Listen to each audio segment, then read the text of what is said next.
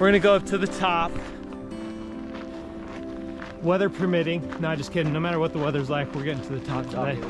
This week, we continue our conversation on mental health with Adam Burns, who's looking to be the youngest person to run across his home state.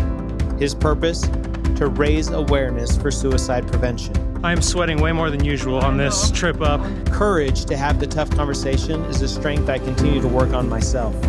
And I'm impressed when I find young people so willing to help others, even when they're still learning and developing themselves. Here's the turkey. Today's podcast is a message of hope and light to the darkness so many live with on a regular basis. This is the Mean Grit Podcast.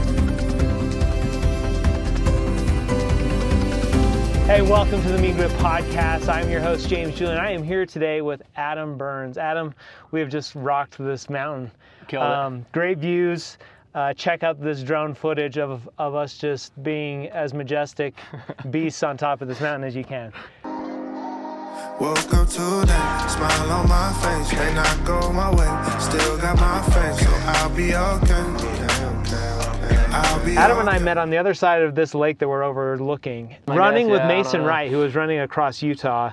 And were you interested in running across Utah before him, same time, or inspired by him? How did that work? I don't know when he announced that he was doing it. Yeah. I didn't know of it when I announced that I was doing it. Okay. But I ended up finding him a couple months later. So didn't steal his idea, but stars aligned, and it was like, oh, this guy's doing what I want to do. Let's learn a little bit. Exactly. On the way up, you were telling me about kind of this change that happened in your life very early on, and I think it's really awesome because a lot of people don't experience this until later in their life. And you're 22. Mm-hmm. One of your biggest goals is you want to run across the state of Utah for suicide prevention. Yeah.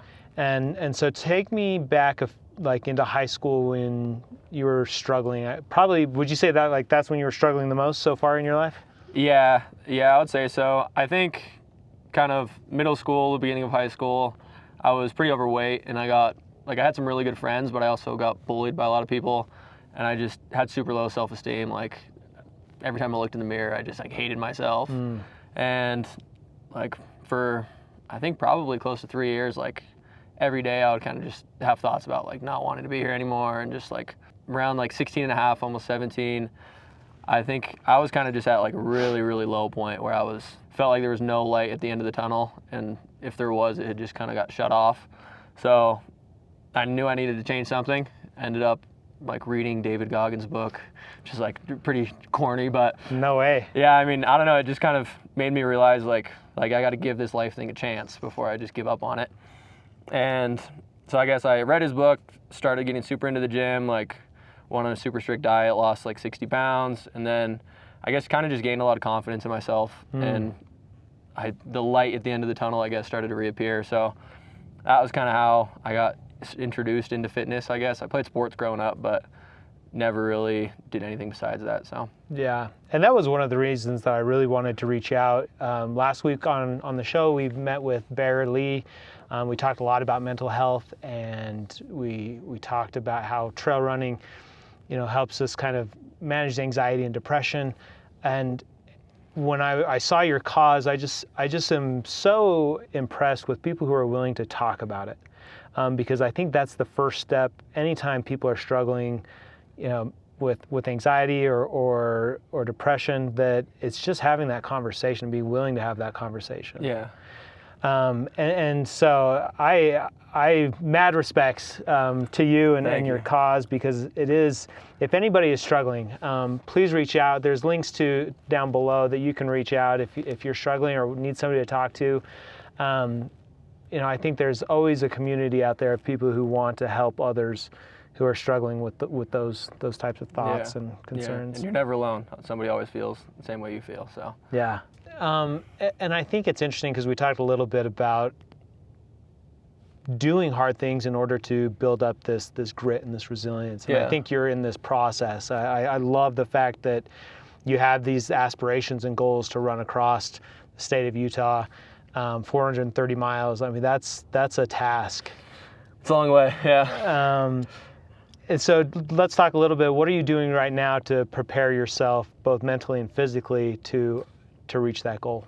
Yeah, so I think physically, obviously, right, it's just spending as much time on my feet as I possibly can. Yeah.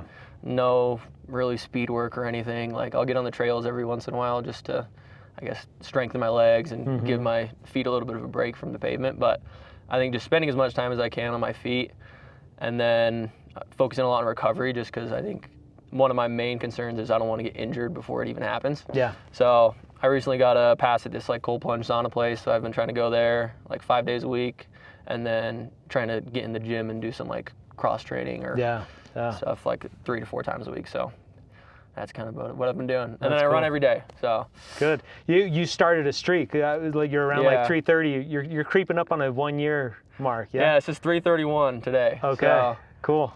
What's kind of the parameters of your streak? Like, are there any minimums or? Yeah. So I just have a 1 mile minimum. Okay. Nothing too crazy, and I just have to run some of it, right? So like, nobody runs a 100-mile race, right? But they say they run 100. So I mean, some days, right, I'll run a quarter mile, walk 3/4 mile. Some days I'll run 10 miles or 20 miles or whatever, right? Yeah. The minimum is a mile a day on my feet, and it just gets me out the door. And I don't know, no matter what, like at the end of the day, even if I had the worst day ever, I can know like, all right, I accomplished this thing that like was really hard. So it gives you like hope that tomorrow is going to be better. So. Yeah. Have you ever had a chance, like, have you had a day where you thought you were going to miss, but then you pulled it out? Yeah. I mean, to be honest, like, it'd be cool to say, like, I've had to just dig deep so many days, but, like, I've kind of started to enjoy running a lot, like, through this process. So most days are pretty easy, but I think it was February this year. I had some kind of, like, cold or flu that was going around, and I was throwing up all day long, like, couldn't hold any water, any food down. Yeah. Had to go to urgent care, and they gave me, like, some anti-nausea pill, and they're like, this will last for, like, an hour. So I get home, and I'm like, all right, now's my chance. Yeah. And it was 7:30 p.m., so I guess it was dark and super cold out, and I was so sick and threw up a couple times on the run, but it was like, and I walked most of it, obviously, but that was the hardest day for sure. Like, coming back from urgent care and just getting right on the road, so. I think there's something to be said about kind of building up that you just know that you're going to do it. Yeah. And like you said, you didn't really have to dig deep. And I think a lot of times people look at someone who does something like a run streak or an ultra marathon, and they imagine in their minds, oh, that person must just be super strong or super fighting demons. Yeah, but the reality is they're just consistent. Yeah. And they do it enough that it becomes habit, and then it's easy. And so I'm excited to kind of see how this continues to develop, and obviously you have my support, and I'll put some miles in with you when it happens. But what about mentally? What is there anything that you do, whether it's meditation or mental imagery or just connecting with people, that you kind of use to develop that mental strength? Yeah, so I think that a lot of it for me is just like discipline, and like I'm a big streaker, right? Like I love run streaks.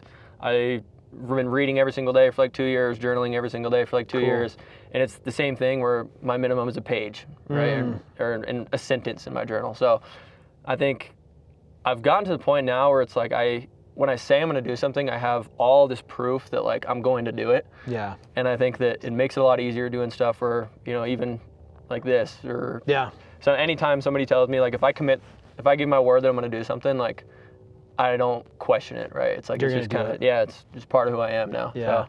I love that. I think that's great. What do you like to do for fun besides run? I love golf. Okay. Yeah. I'm decent at golf. I don't know. I like camping a lot and fishing, just kind of classic Utah things. Yeah, yeah. I mean, it's easy access, beautiful place. It's a couple of rapid fire questions because I like those rapid fires. Okay. Are you a morning person or a night person? I'm trying to become a morning person. Okay. Yeah. I like the honesty.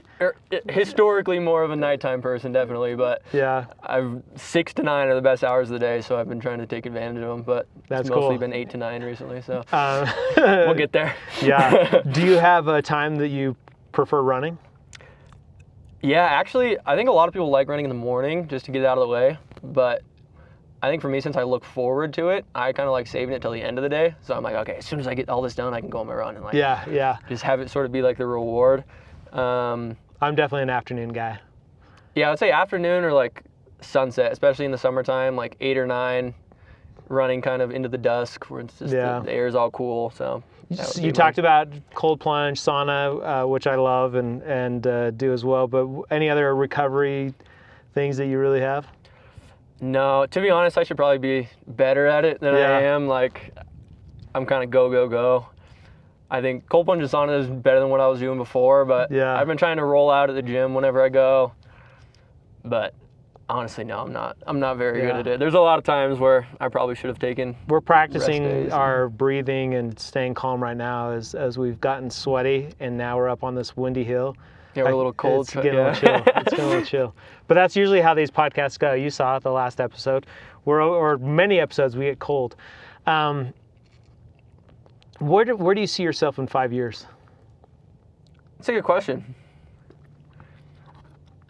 I think in 5 years, I kind of see myself doing something similar to what I'm doing right now, honestly, like, which I'm pretty lucky to say, right? It's like I'm kind of living the dream in a way.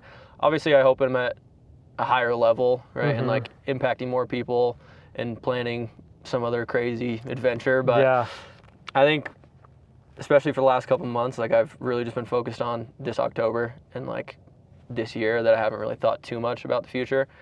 And I also, I don't know, I have a problem or like a tendency to set like really firm expectations with myself, or like this is what my life is gonna look like in 5 years. And then if it doesn't look like that, I get discouraged, or if I'm not on track for it. So I think I've been trying to have a little bit more grace with myself and just be like, dude, I mean, as long as I'm working hard and like doing the right thing every day, you know, I think where I am in 5 years, I'll be happy with, even if it's not what I expect right now. So yeah, I really like that. And how would you define grit personally?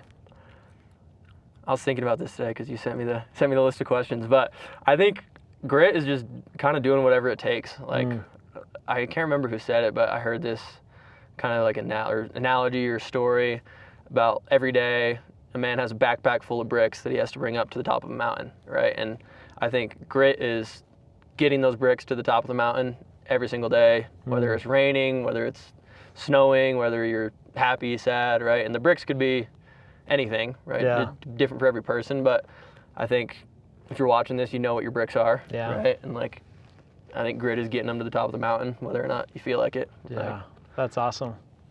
If you were to go back to that kid in high school who was overweight and discouraged, what would you tell him?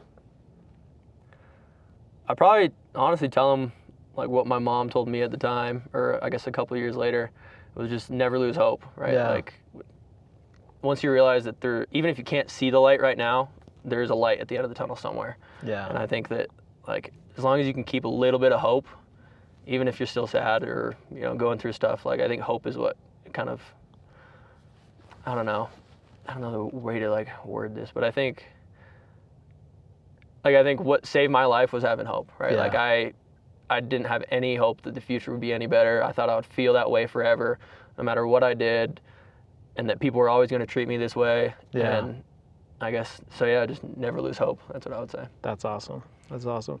I want to spend a little bit of time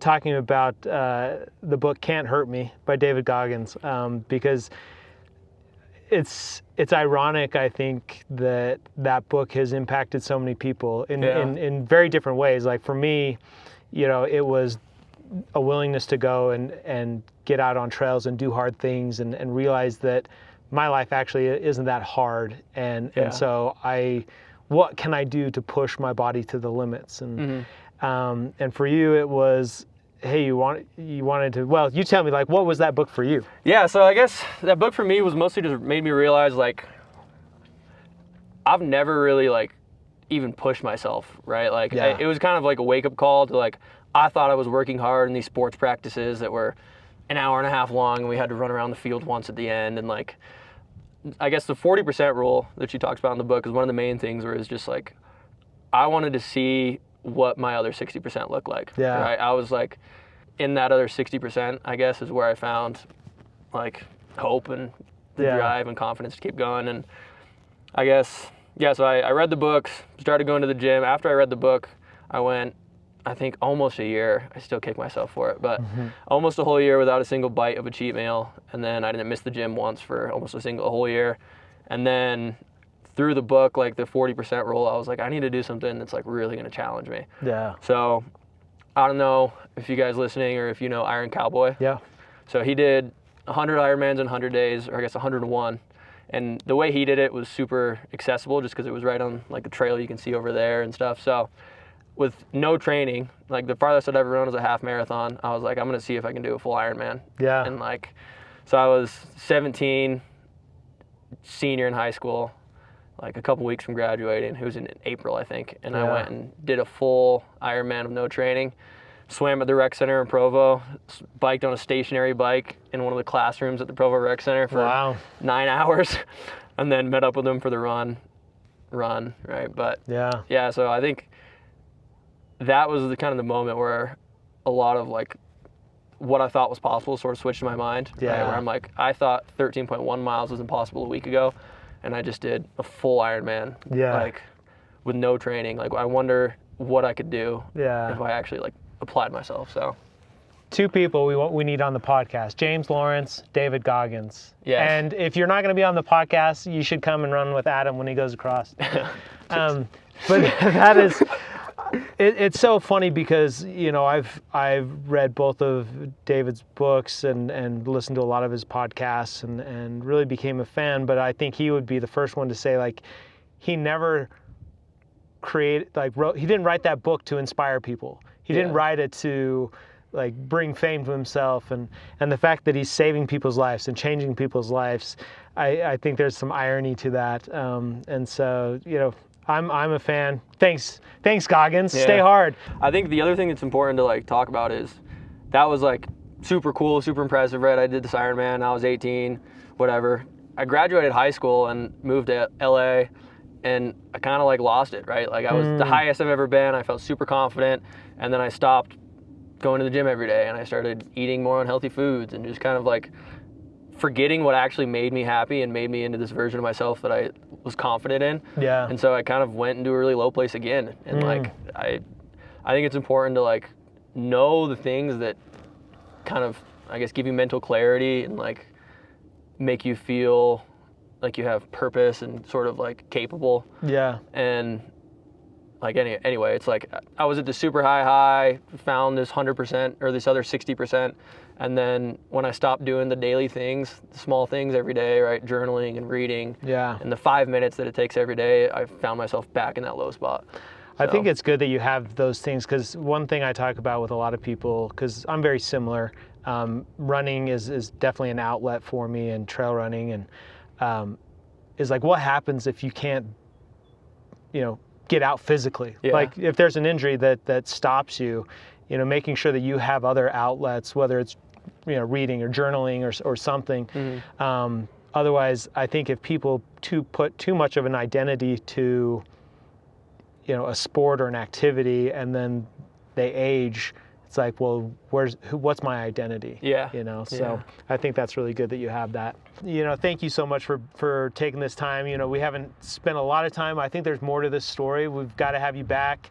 We'll do another story when you're you gotta running come out across. in October. So we'll keep this one brief. But again, if you're struggling with anything, anxiety, depression, we want you to know that there's people who love and care about you, and we're here to support in any way we can, and there's lots of organizations out there who can help as well. So look down for those links below. Like and subscribe to the video.